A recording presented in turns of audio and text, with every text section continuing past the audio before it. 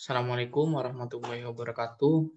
Perkenalkan, saya Dias Herwiksan dengan NIM D400-2015 akan menjelaskan cara kerja SIP register menggunakan 14 segmen. Pertama, saya akan menjelaskan key map-nya terlebih dahulu.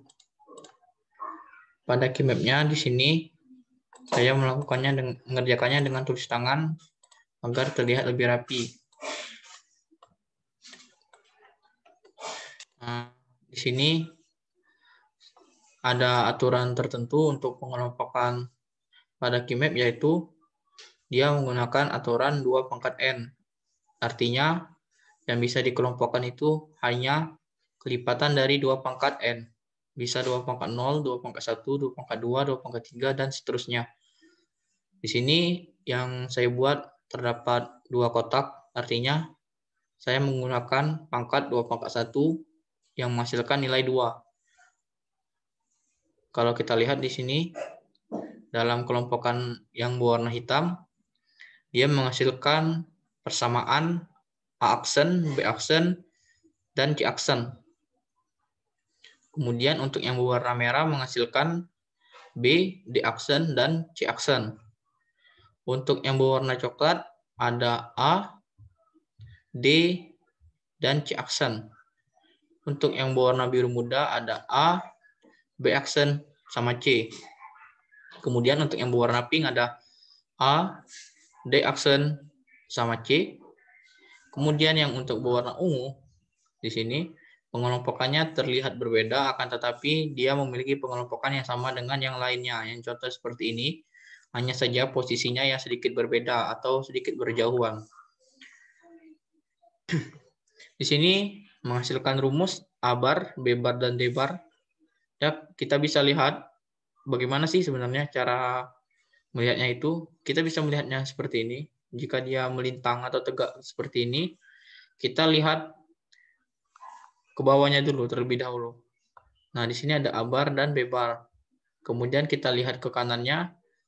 Nah, di sini ada 4 huruf ya, ada 4 huruf. Di sini ada D bar, D, C bar, dan C bar. Kita memilih yang sama agar hasil yang kita pilih itu hanya mendapatkan 1. Jadi kita hanya mendapatkan 1 C bar. Kalau kita mengambil D bar dan D, nanti hasilnya akan rancu dan sedikit lebih sulit untuk pembuatan rangkaiannya nanti.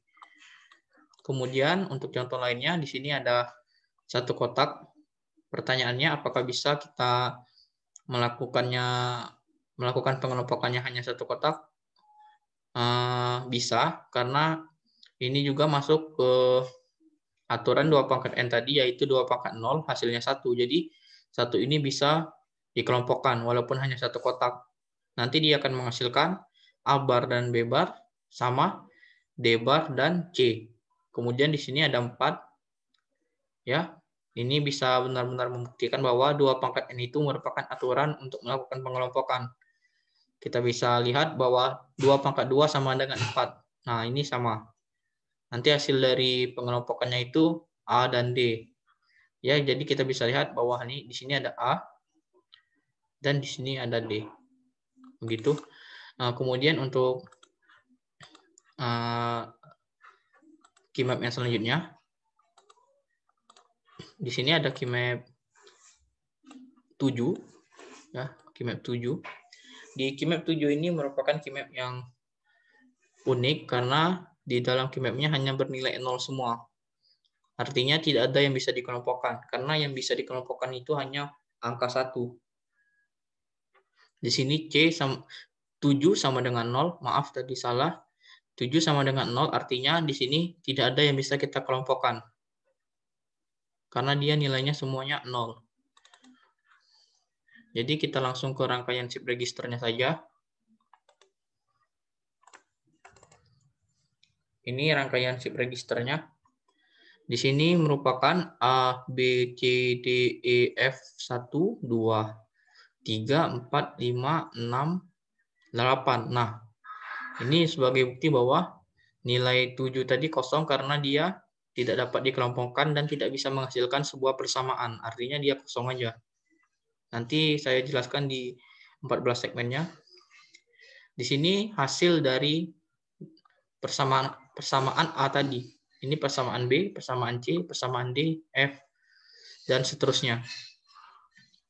Dari keymap yang sebelumnya kita buat tadi, mencari persamaannya dan menghasilkan rangkaian ini. Rangkaian logika ini. Kemudian ke 14 segmennya. Di 14 segmen ini terdapat banyak sambungan.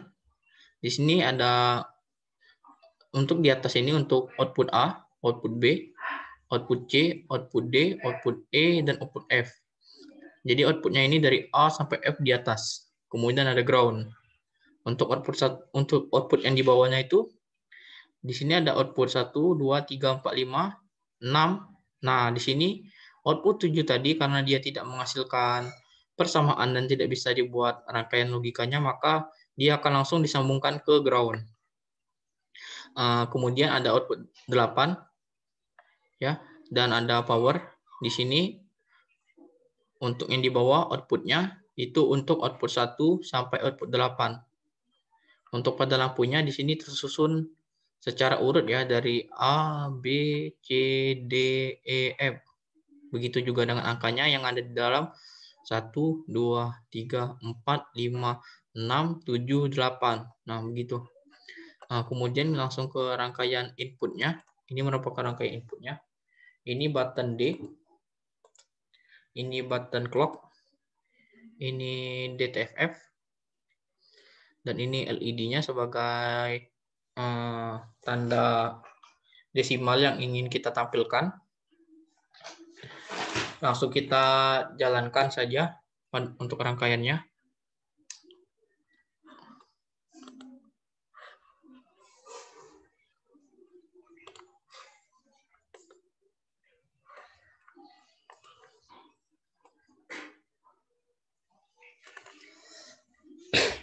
Terlihat bahwa di sini ketika dia menampilkan huruf 000, dia akan menampilkan huruf P.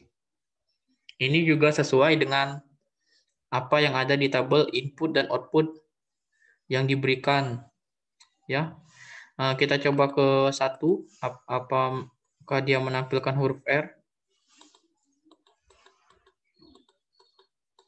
Untuk cara kerjanya shift register itu dia bergeser. Bergeser 1, kita contohkan lagi. Nah, ini saya memasukkan input 1. Nah, dia akan menggeser 1. Kemudian ketika saya memasukkan nilai 0, dia akan menggeser 0, 0, 0. Nah, ini terbukti bahwa jika binernya 1 dan desimalnya juga 1 akan menampilkan ini huruf R. Kemudian jika desimal 2 atau biner 2, dia akan menampilkan huruf A.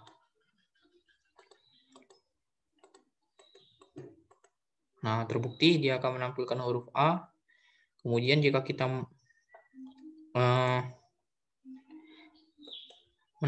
ke desimal 3, dia akan menampilkan huruf K.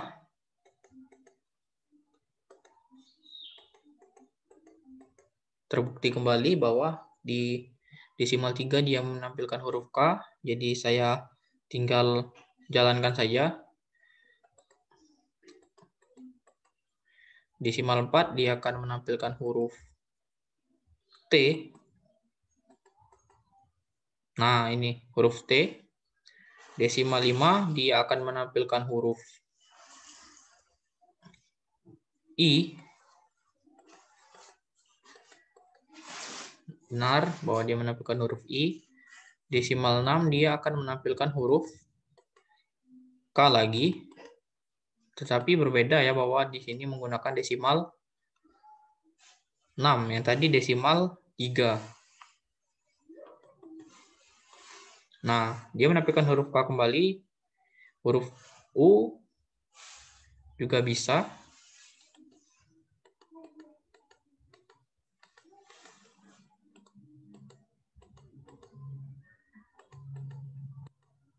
Ini huruf U, hanya saja ini nggak tahu kenapa lampu yang di sisi B nggak menyala. Tapi kita teruskan saja ke M.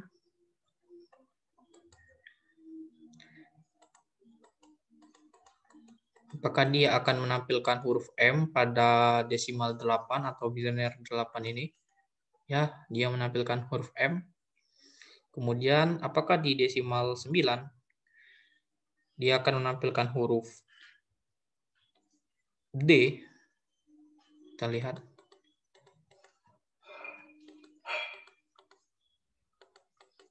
Ya, dia menampilkan huruf D. Kemudian pada desimal ke-10 dia akan menampilkan huruf T lagi. Kita lihat.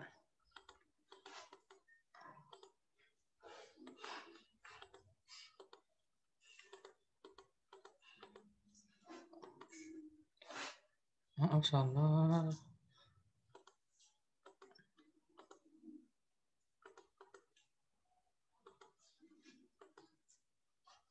Nah, dia menampilkan huruf T lagi untuk desimal 10 dan ini binernya 10.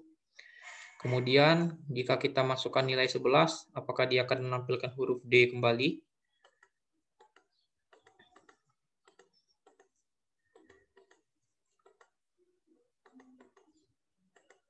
Nah, dia pada angka 11, dia akan menampilkan huruf D kembali. Jika kita masukkan angka 12, apakah dia akan menampilkan angka 2? Desimal 12 maksud saya, apakah dia akan menampilkan angka 2?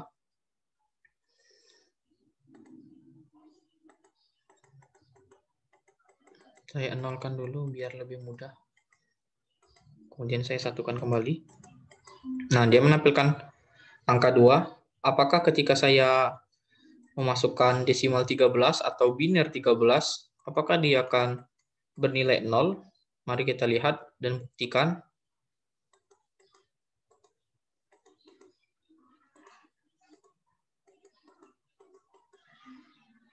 Nah, dia menampilkan angka 0. Apakah pada desimal 14 dia akan menampilkan angka 2 lagi? Kita lihat. Nah, benar. Apakah pada desimal 15 atau biner 15 akan menampilkan angka 1? Kita lihat. Ya, benar. Berarti terbukti bahwa pada rangkaian ini juga berfungsi dengan baik dan menampilkan semua display yang harus ditampilkan.